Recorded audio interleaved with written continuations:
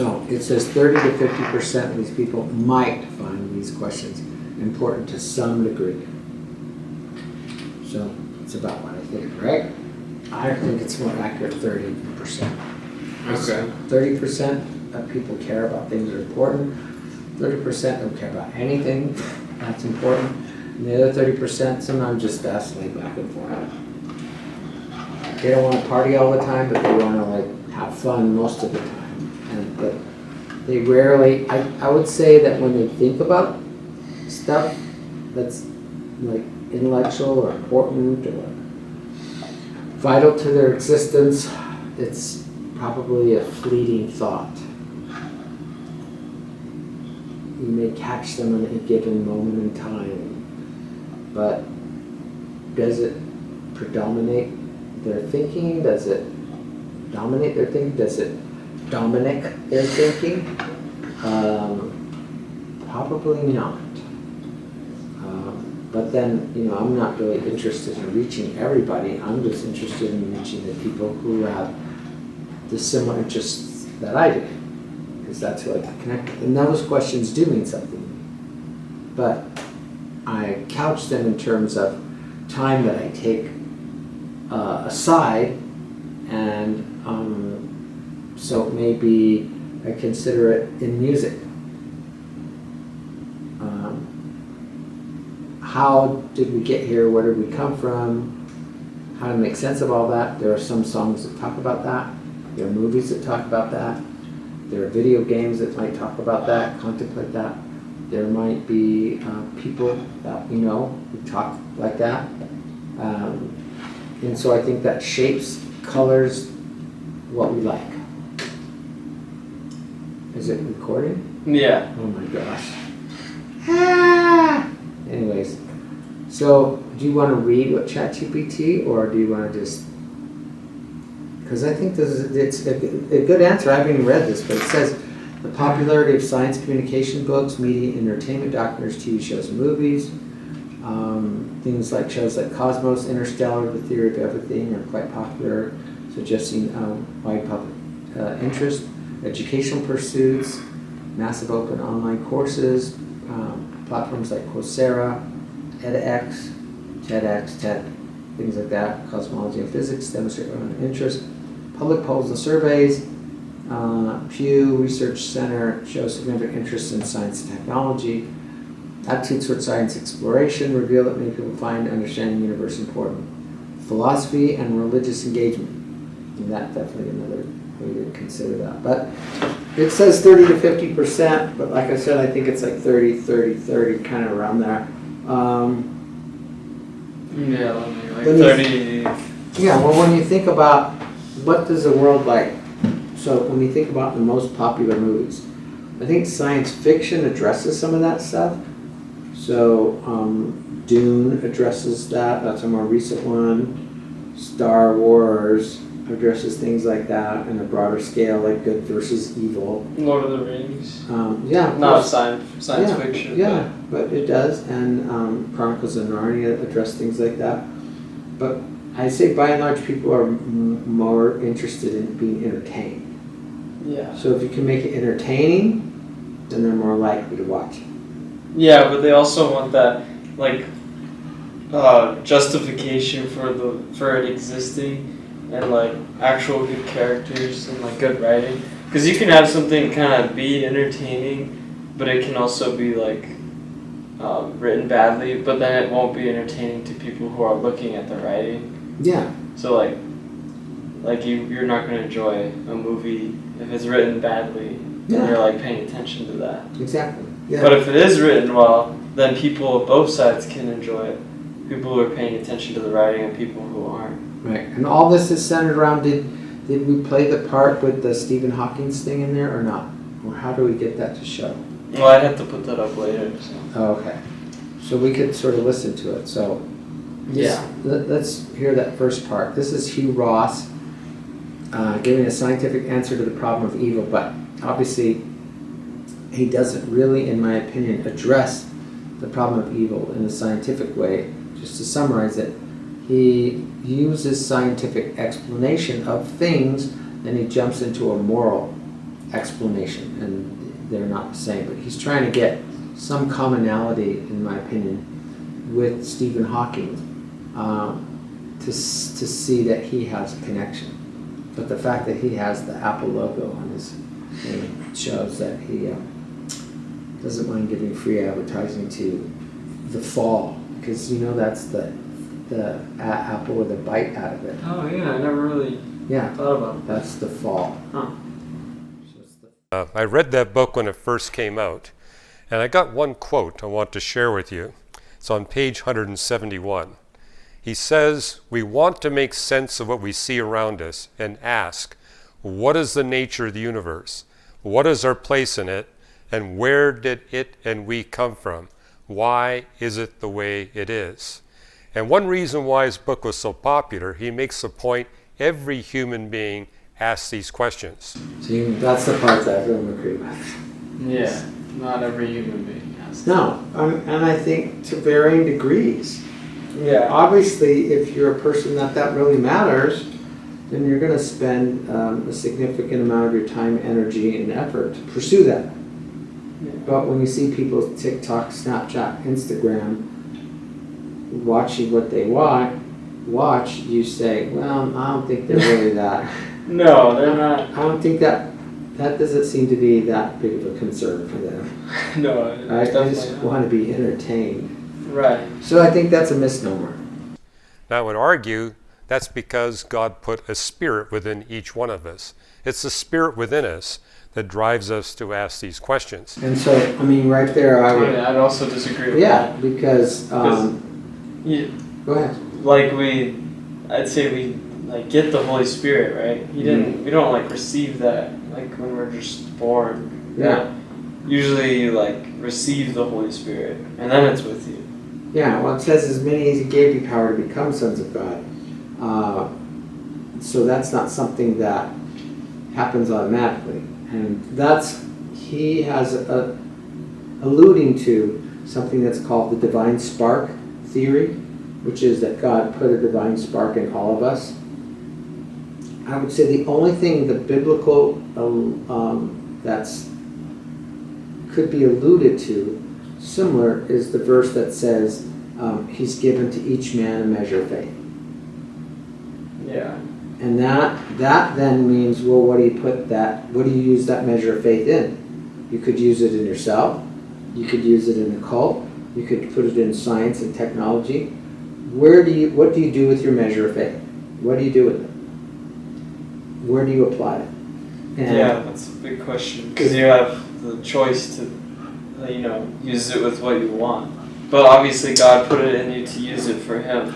Yeah, I think that's ultimately the best thing, and that's a relationship with Him. Like, hey, I want to know the guy that, made all this, that programmed all this, that coded all this, so that would be something that would be of interest to me, whereas someone else might have a different approach and they put their faith in, well, there's order in the universe, I just need to know the order and intellectually become Gnostic and find the secrets to the universe, and then I can conquer it, and I can dominate it, and I can be a great salesman or a great promoter or a great whatever for myself. Yeah, for yourself ultimately. Whereas what I think what's important is to ask yourself, if God did program this and create this and make this, then He knows the future, and if He knows the future, does He have a future for me in mind? That's what we talked about with your mom. That seems to be the biggest stumbling stone, is young people who want, or even older people who, they want to decide what their future is. And I don't have a problem if He knows the future and it's a good thing, then I want to do it. That's cool. I have choices to make. I have a measure of faith that I have to apply. I have to live by faith. I can't see the future. The fact that He knows the future doesn't take away from my ability to choose. And I don't use the word free will because I don't like it. It's not a scientific term. It has to be related to computers for me to be relevant. Similar, remember, because I talked about the similarity theory. Jesus said, if you don't understand earthly things, you cannot understand heavenly things. It's similar. We see through a glass dimly, we see through it dark, but it's still similar. We're fallen and we're corrupted, but the order that's in the fallen world still has some way for us to know what the previous or the next world's going to be like. Plus, we know what the previous world was like. That was before it got corrupted and before it fell.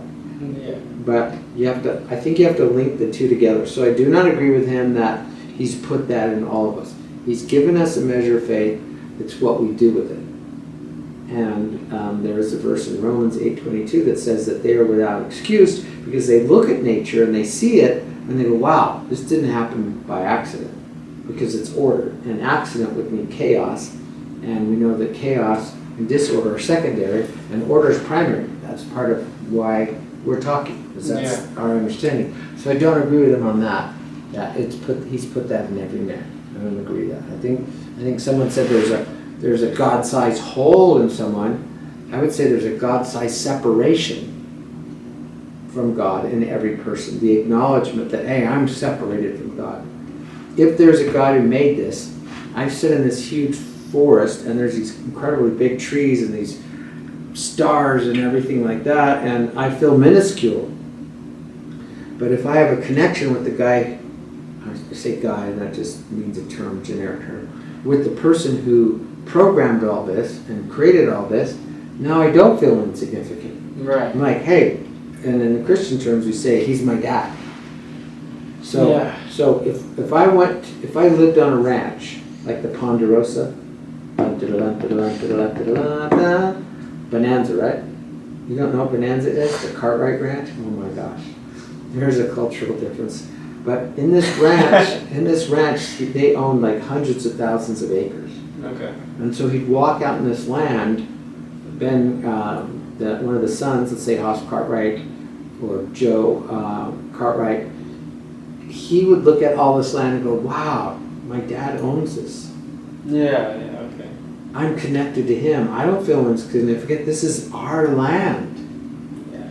Whereas if you don't have that connection, then you're like, you don't own that. Then you feel insignificant because you're just a little bitty pea in this huge landscape. Yeah. And so I think that's where I don't agree with Hugh Ross that it's God put that in you. I think he created us and now we're separated from him. And we need to see the separation and say, what do we need to get reconnected? We have to come to that conclusion.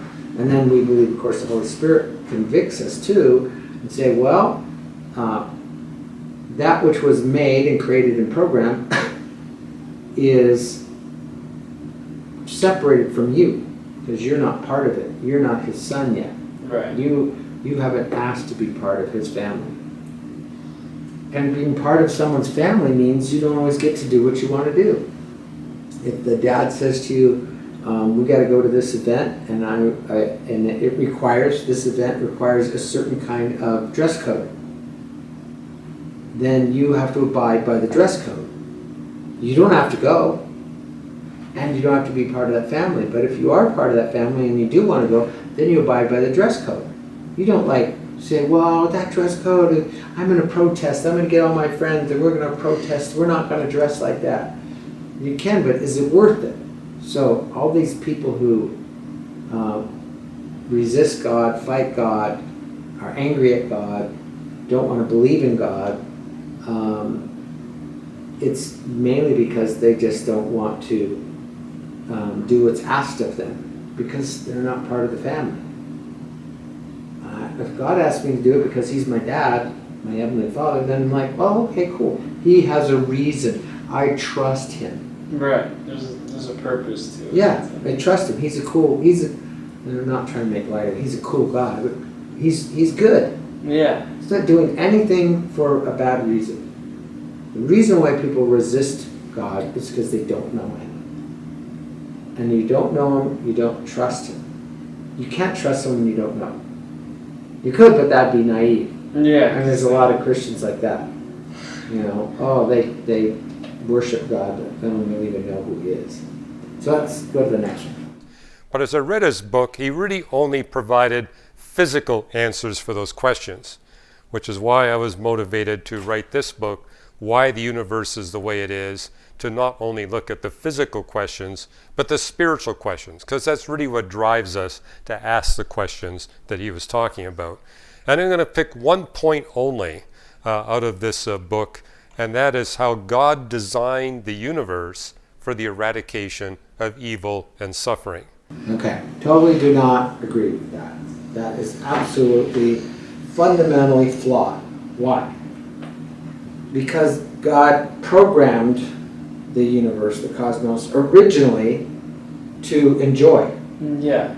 As a reflection of Him. Yeah, order's order's primary. Disorder And He secondary. put Adam in the garden to enjoy the garden. For the pleasure of Adam to cultivate it, to give him purpose and meaning, and evil wasn't even present until Adam allowed Satan to entertain his wife, which is apparently right there, allowing here this guy to tempt his wife, and he didn't say anything to him, and then evil entered in to this cosmos because Adam allowed it.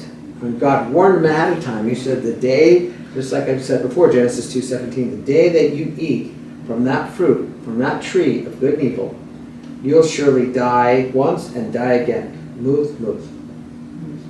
And in English it says surely die, but in the Hebrew it says muth, muth, just like the word Methuselah. Methuselah means his death shall bring. Muth means death. So he died once, that's spiritually disconnected. And we talked about all the order and symmetry that was in the DNA. And then we die physically. So everybody that is on the earth lives in a world now that is slowly decaying and is on its way to destruction. That's why we can't save Mother Earth, so to speak. It just doesn't work because it's programmed cell death, just like apoptosis. There's programmed universe death, and scientists call it heat death. Eventually there will be no heat, there will be no energy, and everything will just cease to function. No more work will be done. That's the ultimate end, unless we know God has a plan, He's going to intervene. So the cosmos was not designed for the eradication of evil, because we know, in fact, that evil is increasing. Yeah, that's wrong. We even know that randomness is increasing. And if it wasn't for the inflation of the universe to keep the ratio consistent, evil would overtake. Randomness will eventually overtake order. Just like it does in our own body. Because evil is a smaller, limited code set of instructions, just like a virus. Whereas good is very complex. And it only takes a little bit of evil to destroy all the good. How long does it take to build a house? A long time. Yeah, it can take months. How long does it take to burn it down? A day, less than a day. That's my point. So evil is being kept at bay for the time being, but it's increasing. And Jesus even said that in the end times, evil would increase and lawlessness would increase, and we could see it. So I don't agree with that. He's supposed to be an apologist for Christianity, but he's a late earther. He does not believe that the world was created in 6 days. He doesn't offer a scientific explanation for those 6 days. He just says that they're alluding to the possibility that it could have taken millions of years. And there's a Bible verse that says a day is like 1,000 years, a year is like 1,000 years are like a day. But that was a simile, a metaphor to try to help explain that from God's point of view, He's outside of time. A day or 1,000 years means nothing to Him. But we know that a day is a day because we have the circadian rhythm in our human body, our biological body. And atoms have a circadian rhythm. Everything's built on the 24-hour clock. It's just like a CPU cycle. Oh. It's embedded in the entire universe. Oh, that's totally cool. The structure, yeah. So don't agree with them that the cosmos is designed for eradication of evil. Now, of all the world's religions, only Christianity provides an adequate explanation for why evil exists in the world. Atheists try to throw this out as a stumper of Christianity, but atheism has no answer for why there's evil in the world. Only the Bible provides us with an answer. And again, we have the Bible on display at the back room. The Bible alone, of all the books that exist, provides an answer to the problem of evil. Now, many Christians focus on answering that question, the problem of evil. I've noticed, however, sometimes it can come across as a little hard or harsh when non-Christians are listening. So what I'm going to offer this evening is what I suggest is a more winsome and logical way to try to communicate the resolution of the problem of evil with people who are not within the Christian faith, with people who are not yet believers. So I really like what he said, but however he doesn't do that. He will go on to this explanation about science, which is great, and scientific process, and then he'll switch to morality, as you'll see.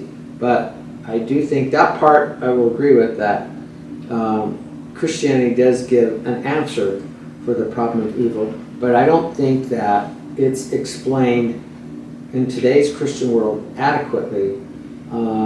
They'll just point to something like sin entered into the world, and Adam had a free will, and he made a choice. But that's not scientific, because it doesn't, as I explained, show the difference between kinetic and potential.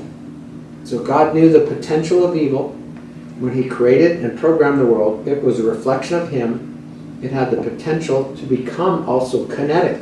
So, you have this phone, it has a potential for energy.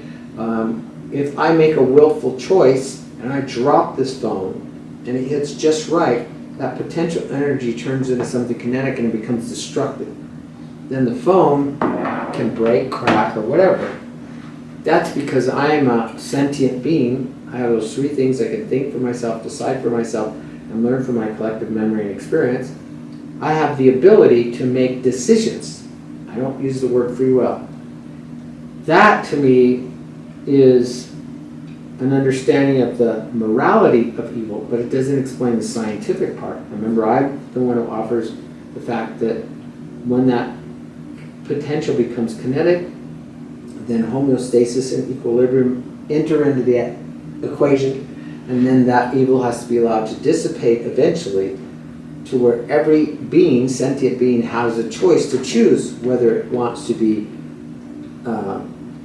the potential to kinetic, and then eventually if it wants to have that evil removed from them, even the potential state. Because in order to be, I believe in order to be saved and go to heaven, you have to at some point say, I don't want anything to do with evil. And what is evil? Evil is randomness, chaos, and disorder in such a way that ultimately it leads to death. For anything that leads to death is ultimately sinful. And this, Christians do not like. So that ends up having to be a scientific explanation for morality, because let's say, for example, they have a skull on their t-shirt. That's a symbol of death. And you tell them that you are giving honor and glory to death and the death process, because we were never meant to die. So when you show a picture of a skull, you're giving the enemy, Satan, the recognition that he temporarily won against humanity. He was able to influence humanity, Adam, so that we died physically. That wasn't part of God's original plan, but it then moved from the potential realm to the kinetic realm. And so why would you want to glorify and give honor to a death process that God's going to eventually get rid of? And then he paid a horrible price for it. He paid a terrible price to eliminate death. It cost him entering into the humanity, entering the code, the DNA code of humanity. It cost him that life, and in that process, he was separated, almost like a schizophrenic moment in time from God the Father, when he reached out and says, my God, why hast thou forsaken me?" Because he was separated. Because the Bible's clear, it says, God is not a God that he should lie, and he is not a God that hath pleasure in wickedness, and he does not do evil. And so then people say, oh yeah, well, God killed somebody since God's the one who gives life, and He knows the future, He knows whether that person is going to be productive or not. And He decides whether something's of value or not. And Right. He judges fairly. We Right. think it's unfair. I mean, I talk about my daughter passing away almost 2 years ago. It feels unfair, but at the same time, I don't know the future. I Right. don't know what could have happened to her. I don't know what her future was like. Was He sparing me from something? Was He sparing our family? Was He sparing her? I don't know. But I know I trust Him. Regardless, He had a reason for it. And that's the difference. When you know God, you trust Him. Right. Now, doesn't mean it feels good. Just like when your dad tells you to go do something, he doesn't always explain it, because if he doesn't have enough time to explain it, he just tells you to do it. But then you go, well, okay, he probably has a good reason. And then later on you say, hey, Dad, can you tell me why you wanted me to do that? Oh, yeah, I had this going on, had that going on, and you were in a hurry, we had to do that, and I just needed you to do that right away. And you're like, oh, okay, cool. Makes sense now. But at the time he couldn't explain, he didn't have the opportunity. Yeah. So I think that Hugh Ross misses the boat on this one, because he moves from a scientific understanding, like I would say homeostasis, equilibrium, potential to kinetic, then kinetic back to potential, giving every sentient being a choice. That's more of a scientific way of explaining it, because you can use science to explain all those terms, rather than using the word sin, which those are biblical terms, moral terms, which people don't understand. They just don't understand. You can't tell them. Because you'd say, for example, let's say a bank charged a really high interest rate. Like, I don't know, they want to charge you like credit cards. Some credit cards are like 20%, some are even like more than that. 20, let's say 30%. Let's say you get a credit card and it costs you $1,000, but that year, if you have $1,000 you borrowed, you would pay $300 just in interest alone, right? That's 30%. Yeah. Well, some people might say, well, that's against my religion. Or that's a sin to charge that much. That puts it in a kind of a moral context. But we don't use sin to say it's something that we did against God. We just don't do it. People don't do it. And this actually factors into what we call the new atheism, the atheism of the 21st century, which is fundamentally based on this premise that we live in a universe that's way too messed up, way too chaotic for it to be created by a personal, loving God. So I'm going to show you some quotes from some of the more famous atheist scientists and how they articulate this. Stephen Hawking himself, in the very same book, A Brief History of Time, says, quote, "Our solar system certainly is a prerequisite for our existence, but there does not seem to be any need for all these other galaxies." Basically saying, if God's behind us, why 200 billion useless galaxies? Why is this universe so messed up? Okay, that's the first scientist. And that's the part where we have to explain about the fall. That's why a scientific explanation of Genesis 2:17 is so very important. The world wasn't originally intended to be this messed up. We can see there's order here. But that order has now been affected by a randomizing agent, which was introduced at the fall when Adam sinned. And God had told him that he would die once and die again. That death process, I define scientifically as the randomizing, continual increasing randomization until the object ceases to function as it was originally intended. So the first implications for that are the unseen realm, because Adam did not see the physical disconnect from God, because it wasn't a physical thing. It was a spiritual thing. And when he got spiritually disconnected, it would be the same thing as if you were talking to someone on the telephone and all of a sudden the line dropped. This happens on cell phones, not like it used to be in the old days. In the old days, you could tell you hear a click when somebody got disconnected, and then the dial tone would come on. Yeah. Now on a cell phone, you don't have that. You could just all of a sudden be talking and the person's not there, and you don't know when that dropped out.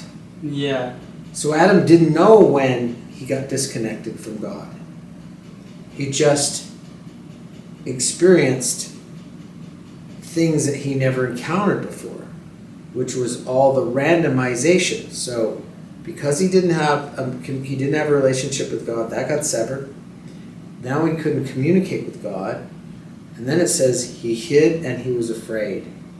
And then he saw he was naked. And of course, my big explanation is that if you look to the Bible for explanation, the angels always have what appears to be bright colored clothing. They seem to glow. And instances where Moses talked to God at Mount Sinai and comes off the mountain and his face is glowing so bright they have to put a veil over his face. Right. And he's a fallen human being. How much more would a totally symmetrical human who has symmetrical DNA resonate with the presence of God, like the Shekinah glory that glows, and that would be his covering, his clothing, his righteousness. He'd have this glow about that. So the only thing that Adam physically experienced was he couldn't hear God anymore, so couldn't hear, and he said he was afraid. So fear is the result of the disconnection, the loss of relationship with God, which resulted in not being able to hear God, which then resulted in one more physical symptom, expression of that disconnection, was the loss of the righteousness and loss of the covering, which was their clothing. Yeah. So these scientists who are atheists, they don't know anything about that. They don't understand if the programmer programmed something and then the program accepted a randomizing agent, which is going to cause physical death, but first it caused these other kinds of deaths to communication, death to relationship, death. They wouldn't understand that, so how can they comment on it? All they do is see the world is all messed up and go, this is not a very nice place. Why would a God who programmed everything allow this? Well, because the Christian would say, in traditional terms, Adam had free will. I choose not to use that word because that word does not play out well in a programming sense or scenario. Because those beings, those programmed beings, they can make choices. They have the ability to make choices. I wouldn't say to a computer that it has free will. It's not necessary. We just say the computer can make choices. The computer can compare this and make a decision depending what algorithm or criteria you give it to make the choice. If you say look for the highest value, it'll give you the highest value. You say look for the lowest value, look for the median, look for the mean, look for the average. You tell it what to do. Right. God gave us the ability to choose, to input the algorithm for our choice. So Adam made a choice, and you could say free will. I don't like to use the word free will. I just say God gave him the ability to choose, to make a decision. Later on the Bible says, choose you this day life or death. It doesn't say you have free will. It just says choose life or death. Look at life, look at death, make a choice. So the atheist scientist doesn't understand that at all. He doesn't see life and death. He just sees this all together and doesn't understand. He doesn't understand that what was the purpose in allowing it. He can't connect the dots. He can't say, oh, homeostasis and equilibrium were required by the programmer to allow evil to dissipate to the function, to the eventual point where it can be returned back to its potential state. He's like, how does that relate? Well, that's because he doesn't see that. He doesn't understand that. He can't make the connection. It takes a Christian to make the connection. It takes a Christian to say, wait a minute, Genesis 2:17 is an explanation of the randomizing agent that was released into the world because the potential existed, but Adam made it the potential, he moved it to a kinetic state. He's responsible for the randomizing agent being released in this world. Yeah. The secular scientists would say, I don't believe in Adam. I don't understand what you're talking about, the randomizing agent. It would be total, I would think it would be totally foreign concept. Yeah. But what I like about what I'm saying, at least he would not have had heard it before. He would be like, wow, I've never heard a Christian talk like that. Wow, well, I've heard about Adam and I've heard about sin, but I've never heard it explained in scientific terms before. So Hugh Ross does not understand it either. He will take science and then he will make what I call a moral leap into morality, because he never offers an explanation of what is sin scientifically. He'll say, oh, sin is the effects that we see in the world and all the bad things, but he can't tell you why it happened. And he'll say Adam did it for free because of his free will, but that doesn't explain why. It's not the mechanical steps that took place, and nor does he understand that the process can be explained. Oh, okay, so this randomizing agent is what caused everything to then become random. And we see it in nature, we see it in weather, we see it in the ground, we see it in animals, we see it in everything that's happening around us, which is the second law of thermodynamics. Everything in order tends to disorder. That is just a scientific explanation for Genesis 2:17. Everything in order tends to disorder. That's death. That's randomizing till you die. Right. And then with Stephen Hawking saying, well, why would he need to make all these 20 billion galaxies? Well, because we never got to the point where we could adventure out into these galaxies because we fell while we were on Earth. The technology that we had was so limited at that point. And we're still limited because we don't operate with a full understanding of how things were supposed to exist. The likelihood exists that we could have been traveling. There's no reason why. Jesus walked through walls and doors. Jesus ascended. Jesus passed through portals. Nathaniel and the Ethiopian eunuch, he was basically transported to him in the desert. Said Jesus walked, he actually passed through the crowd who was going to try to kill him. He was on the edge of a cliff. They wanted to throw him off, and it said he passed right through them. We know that it wasn't a big deal for him to go through a solid wall or a solid door. So if you think about that, and then we talk about my understanding of symmetry, we can't have time travel, and we can't pass through things because of our randomizing agent that's in this world, because it creates resistance and friction. That's why nothing can go faster than the speed of light that's physical, because of all the energy it takes to accelerate that, because of all the resistance and friction and all the other things that come into play. But if there wasn't that resistance and there wasn't that friction, can you imagine you threw something and just kept going? If you wanted to keep going, just kept going. You literally could probably have just jumped, if you think about it, and with increasing momentum, who knows where we could go. But we can't go there now. And instead of lamenting and saying, wow, all of that out there, well, it must have been built for a reason. Instead of saying, wow, maybe we were intended to be able to see all that. Maybe that, even as bad as it is, it's fallen and randomized as it is, can you imagine what it would be like if it was totally symmetrical? How gorgeous it would be. So Stephen Hawking is just ignorant. I'm not trying to be mean to him. for a smart guy, he has no concept of how the Bible and faith and science intersect. No, I'm not trying to be mean. He's obviously a smart guy, but smart doesn't mean you're still not ignorant. You can be smart in some areas and ignorant. I get some things, and maybe just to measure it in and of itself, you say, oh, this is genius that you understand this. But then in other areas, I'm probably brain dead. I don't get it. You know what I mean? Yeah. So, and I think that's how it's supposed to be. That's how life is supposed to be. It's supposed to be where we face our humanness every day and our fallenness. And it's humbling.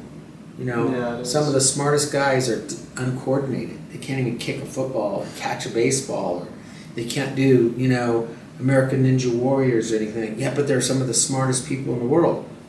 Well, that's just to keep us humble.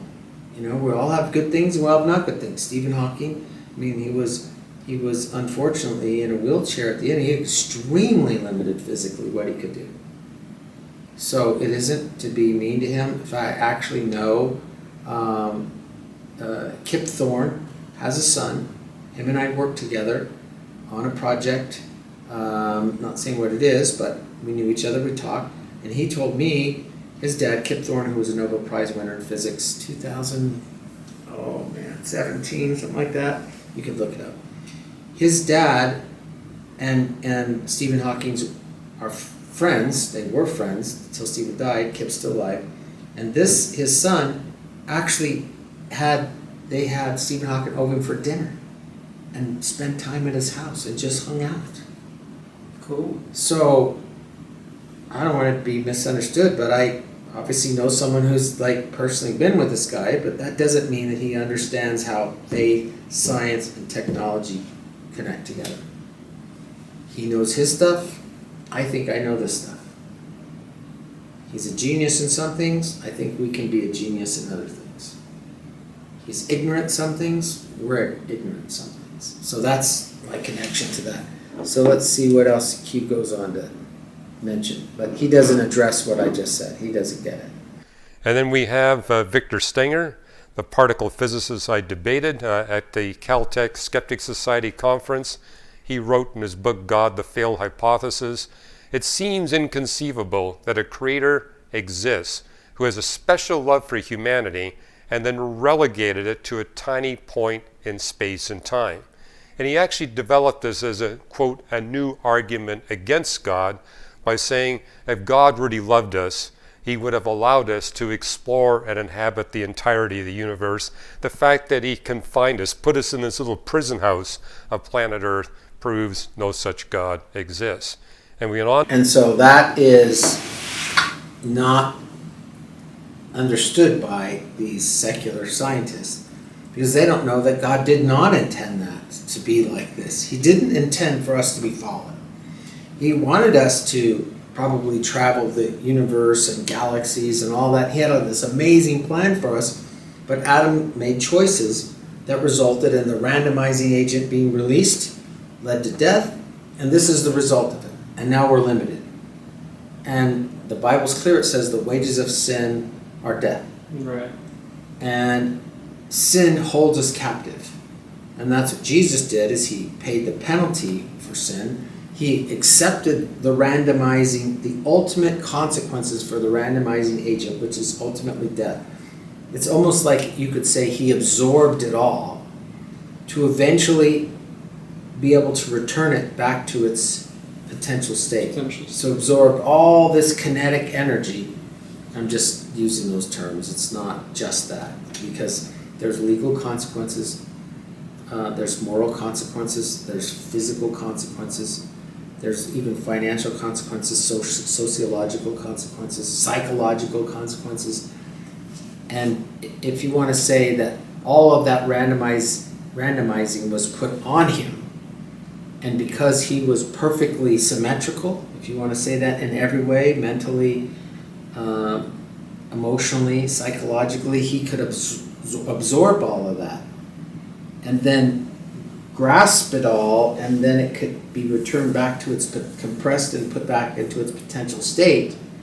And all those who accept that go, that's cool. The traditional thing would be all the sins of the world were put on him. and he paid the penalty for that.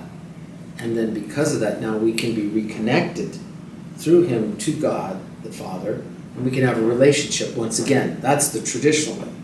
The scientific way might be to say that all of that kinetic energy was put on him, and he absorbed it all, and then he allowed it to be all put back into its potential state. And when you accept that fact, then you can appropriate the part that was your randomized agent, that you contributed to all of this nonsense and mess, that he absorbed it all, which included yours and mine. Yeah, that actually makes a lot of sense. All of our sins and all of our randomizing and all our stupidity. Because it was when he did that, it was throughout all time. It wasn't just for the time period he was in. It was for everyone past and everyone future at that point. Yeah, and everyone present. So it was like... Yeah, because he's the new Adam. He's the second Adam. He's the first Adam messed it all up. Second Adam fixed it all up. Right. And the first Adam gave it all out. Second Adam absorbed it all in. Right, I think that's... Took it all in. That's a very cool concept. Yeah, so that, and you could almost create the science fiction version of that, where you could have this person all absorbing up.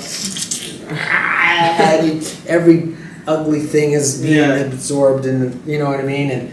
And really, it says God the Father turned away from him in that moment because it was so horrible, and that's the first time they were separated, because God is not a God that hath pleasure in wickedness, neither shall evil dwell with him. So there was a schizophrenic moment that's when Jesus cries out, my God, why hast thou forsaken me?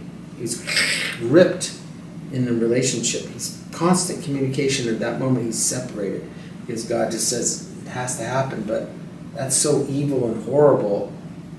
I don't even want to see that. Yeah, I guess then you'd have to compare it to when Satan literally talks to God, right? Because then technically he would be, but it wasn't. That's interesting. Actually. Well, even Satan is nowhere in comparison to all the evil that was put on Jesus. Yeah, exactly. That's an interesting point. Yeah. So then you look at that, and then you say well, people think Satan's which he is obviously bad, but it must have been very, very horrific. Oh, it's just incredible. Satan's just one being. Jesus absorbed everything from every being ever at any time. Yes, everything. Oh shoot, that's crazy. Yeah. Oh, so that's why it was so immense that God had to Oh, it was crazy because God never would take his potential and make it kinetic. Adam let that happen, and then God came into humanity, embedded his code into the human code, like the code that he first gave Adam when he spoke it to him, and was embedded in this world, this limited world, and then took all that kinetic energy back to its potential state, the opposite of what the first Adam did. But by then, it had become kinetic all over all time, multiplied by every person that ever existed, by every horrible, evil thing they did. That's much worse. Oh, yeah. In some ways, you think about it, it would be like someone who... Pandora's box. That's exactly what Pandora's box is supposed to represent, in my opinion, is that Adam opened Pandora's box. Right. And Jesus had absorbed all the horrible things from Pandora's box back to get it back into the box. Yeah. And so how would these secular scientists know? And sorry, Hugh, but you don't address that issue. So let's continue to watch what he says. To say, does God really need so much pain and suffering to achieve his ends? This is a possible God, but a hideous God. And we already addressed that because we said that, and there's a commercial in here. I'll try to turn it down. That was God absorbing all of that. That's amazing. All of that was horrible, but he absorbed all that. He took it all on. He bore the penalty for all of that. That's what makes it so amazing. That's the kind of love that he's not even the one. Sure, yes. Here's the part no one really addresses. God knows evil, but he didn't make it kinetic. He knows it potentially. Adam made the potential kinetic, and then we make the potential kinetic. Every time we're free moral agents. This has potential energy. I released it, I just released kinetic energy. I can't blame God for that. Can I blame God for that? No. You could, but it denies the ability for him to program us with the ability to have a choice and a decision. Right. Because you're the one choosing to drop it. Yeah, and that scientist doesn't know. See, The debate we had at Caltech was all about the fine-tuning of the universe and whether that demonstrates there's God. His point was there's other ways God could have done it which wouldn't have involved all this pain and suffering we see. But my response is this. Yes, God could have fine-tuned the universe so he wouldn't need those 200 billion other galaxies. But it would have been a universe with different laws of physics. It would have been a universe. No, Hugh. No. Great. Oh, there'd have to be a different laws. Okay. It totally makes no sense. You just said, oh yes, he could have made a galaxy, a world with different kind of galaxies, and then all of the rules would have to be different, and all the laws would have to be different. No, Hugh, no, because the problem is that you don't understand how God originally intended it to begin with. That's how this was supposed to be made. It is pure conjecture and speculation to even say how he could have done things differently when he clearly says how he did it originally and how it is now. It was perfect, it's fallen and messed up, and it's going to be redeemed to the point that it has to be totally destroyed and recreated again. The Romans 8 talks about that. It says the whole creation groans, awaits the day of redemption. Right. Yeah, the real redemption comes when the old is destroyed completely. And unfortunately, we have a body, it has to be destroyed. Every person has to die.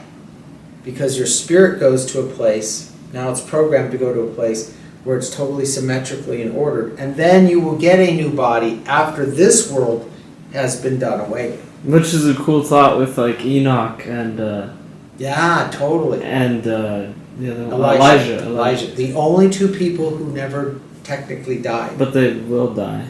Yes, I believe they're the two witnesses. Yeah.